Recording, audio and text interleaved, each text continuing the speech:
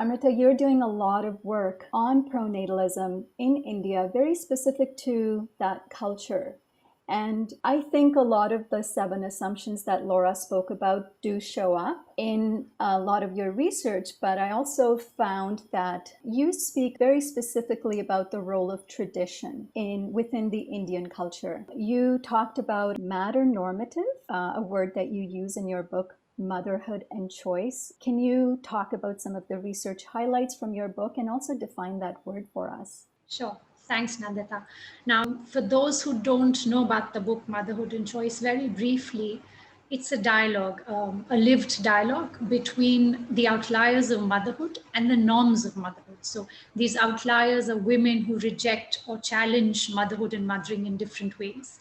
And then the wide field of norms of motherhood, or the ideologies like the acculturation, social compulsions, or even moral policing of mothers, that's the range that I called metanormativity. To a few highlights from my work, I think my research took me to very diverse sites. For example, the adoption centers, the doula's class for pregnant women, to a brothel, the waiting room of a fertility clinic, the office of a filmmaker, a government department, and so on. And these were sites where I found mothers, non-mothers, both voluntary and involuntary, and so on, trying to at times fit in or negotiate, struggle, even subvert the ideologies of motherhood. And I saw repeatedly how pervasive metanormativity is, both within and across our cultures, class strata, even social systems. But then I also found resistance to and more cracks in this mainstream woman mother imaginary.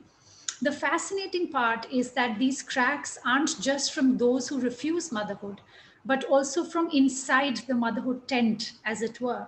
And together, these outliers are crossing boundaries of the metanormative, of femininity, and disrupting established social narratives. But I'll begin with the child-free first. In India, it's a very small but growing tribe so far.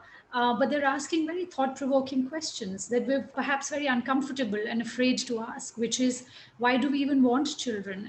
And what does this hunger for a child really say about our inner lives? Must biology be allowed to determine women's lives? And so on. And I think these are striking nudges towards self-discovery.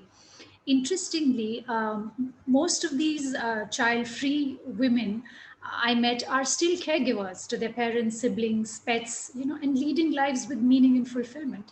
They seem mostly limited to certain urban circles of financial independence and higher education. But child freeness is not entirely a new or a modern idea. Hinduism has had a number of women, especially female saints, who were not enamored by feminine roles. Old Buddhist texts offer examples of mothers leaving for the ascetic community. Now to the mothers who are shaking the pillars of motherhood. I met women and couples who voluntarily adopted children. That is, adoption was not out of an incapacity to reproduce, but out of an ideological belief. So they wanted to make a statement against the essentialism of birth, of our dogmas about blood being thicker, of only genetic ties as authentic, and so on. And I think these testimonials are very brave in that they expose the cultural clout and the romanticization of motherhood.